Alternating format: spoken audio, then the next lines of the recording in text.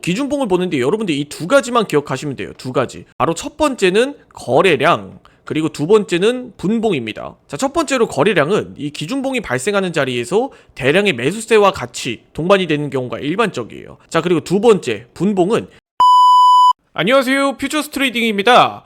영상 시청하시기 전에 구독과 좋아요 부탁드리고 해외 증권사를 사용하시면 나스닥 한 계약 기준 140만원, 최소 증거금 14,000원부터의 선물 거래가 가능합니다. 글로벌 1,800만 다운로드 수를 기록한 메타트레이더 5와 함께 해외 증권사에 대한 자세한 내용은 댓글의 고객센터 혹은 더보기란에 셀프 계좌 개설 영상을 참조해 주시기 바라겠습니다. 자, 오늘 영상은 해외 선물 기준봉에 대해서 한번 이야기를 들어보도록 할게요. 자, 기준봉이란 개념은 주식을 할 때 굉장히 많이 들어보신 개념 중 하나실 텐데 해외 선물 매매에서도 동일하게 적용이 됩니다. 단 이 기준봉 매매는 주식과는 살짝 다르게 해외 선물 매매에서는 적용을 해야 된다는 거예요. 그렇기 때문에 내가 매매를 어디서 시작해야 될지 모르겠다, 혹은 매매를 시작할 때 어떤 자리를 기준으로 진입을 해야 될지 모르겠다 하시는 분들은 오늘 영상을 꼭 끝까지 시청해 주시기 바라겠습니다. 자, 우선 기준봉에 대한 이야기 먼저 드려보도록 할게요. 간단하게 기준봉이란 무엇인가? 기준봉은 기준이 되는 캔들과 시작점을 바로 기준봉이라고 이야기를 합니다. 즉 어떤 자리에서 기준봉을 발생한 지점을 매매의 시작점으로 진입을 한다라는 거죠.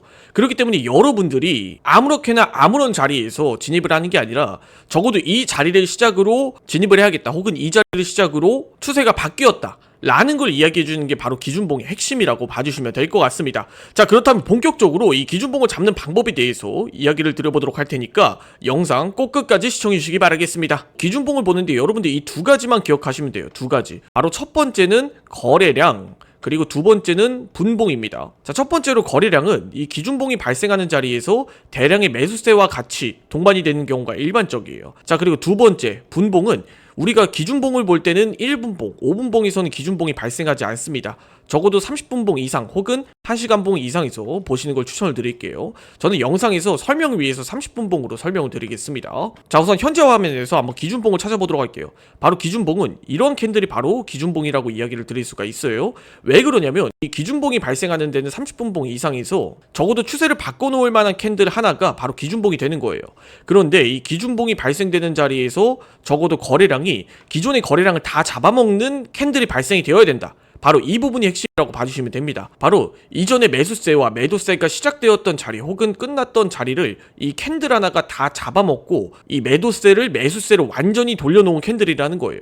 그래서 이런 자리에서 기준봉이 발생했다라고 하면 적어도 이 자리는 매수의 시작점으로 한번 시작을 해볼 수가 있다라는 거죠. 자, 그러면 이 자리에서 추세가 바뀌었다라고 판단을 해볼 수 있는 근거는 첫 번째로 기존 캔들 대비해서 몸통의 크기가 굉장히 크죠. 그리고 두 번째로 이전에 발생되었던 거래량을 한 번에 잡아먹는 이런 캔들의 양상이 발견이 되었어요. 그렇다라는 건 적어도 여기서 매도세와 매수세의 싸움이 이렇게 일어났을 때 이 캔들의 경우는 순매수세로 완전히 돌아섰다라는 거죠. 그러면 이 자리를 시점으로 우리가 쭉 매수 포지션을 보면 되는 전략이에요. 자, 그렇다면 손절가는 어디가 되느냐? 바로 이 캔들의 시가, 이 캔들이 바로 시작되었던 시작점에 이탈이 발생을 했을 때 그런 자리에 우리가 손절을 진행을 하면 되는 겁니다. 원리는 간단해요. 이 캔들의 상승을 만들어내었던 시작과 끝을 다 잡아먹고 이겨냈을 때 우리가 매수 타점을 진입하면 되는 것이고, 이 캔들의 힘이 완전히 다 꺼졌을 때 우리가 매도 타점을 진입하는 되는 개념이라고 봐주시면 될 것 같습니다. 그래서 이 매수세가 발생되었던 지점을 시작으로 우리가 쭉 포지션을 홀딩하는 게 이 기준봉 매매법의 가장 큰 전략이에요. 자, 그렇다면 수익 실현 혹은 익절 타점은 어떻게 되느냐? 바로 이 새로운 기준봉이 발생되었을 때가 바로 손절 타점 혹은 익절 타점이 되는 겁니다. 대표적으로 이런 자리가 예시가 될 수가 있어요. 바로 이전에 거래량이 형성해 놓았던 거래량을 뛰어넘는 장대 음봉이 발생이 되었다라고 하면 이는 또 다른 새로운 기준봉이 되는 겁니다. 그렇기 때문에 이런 자리가 발생을 했다라고 하면 이런 자리에서 익절 타점을 잡으면 되는 거예요. 자, 그렇다면 반대로 이러한 기준봉이 발생이 되었을 때 매도 포지션 또한 동일하게 생각을 해주시면 됩니다.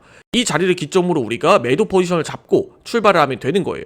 그렇게 됐을 때 쭉 이렇게 주가가 하락을 했을 때 또다시 새로운 기준봉이 발생을 한다라고 하면 여기서 익절 혹은 스위칭 전략을 구사하면 되는 거예요. 어때요? 여러분들이 기준봉 하나만 잡아도 적어도 이 주가의 추세와 방향성, 그리고 어떤 자리에서 포지션을 진입을 해야 되고 어떤 자리에서 익절을 해야 되는지 슬슬 감이 잡히시지 않나요? 그렇기 때문에 여러분들이 이 기준봉 하나만 잡고 우리가 매매를 시작해 본다라고 하면 적어도 내가 이 자리에선 들고 있어야겠다, 혹은 내가 이 자리에선 손절을 해야겠다 라는 명확한 기준점이 생깁니다.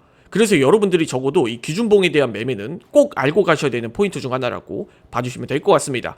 자, 오늘 영상 여기까지 하고 마무리 짓도록 할게요. 이 외에도 기준봉을 보는 방법이 굉장히 다양하게 있습니다. 하지만 오늘은 가장 간단하게 대표적으로 기준봉을 활용하는 매매법에 대해서 한번 이야기를 드려봤고, 여러분들이 이런 내용들을 조금 더 보강하시고 차트 패턴이나 보조지표들과 같이 연계해서 본다라고 하면 오히려 더 시너지 효과가 좋을 거예요. 그렇기 때문에 다음 영상에서는 한번 기준봉에 대해서 좀 더 디테일하게 보조지표들과 함께 연계하는 방법들도 이야기 들어보도록 하겠습니다. 오늘 영상 여기까지 하고 마무리 짓도록 하겠습니다. 해외증권사 계좌 개설 혹은 메타트레이더 관련 문의사항은 아래 더보기란에 있는 셀프 계좌 개설 영상 혹은 고정 댓글에 있는 고객센터를 참조해 주시기 바라겠습니다. 지금까지 퓨처스트리딩이었습니다. 이 영상 시청해주셔서 감사드립니다.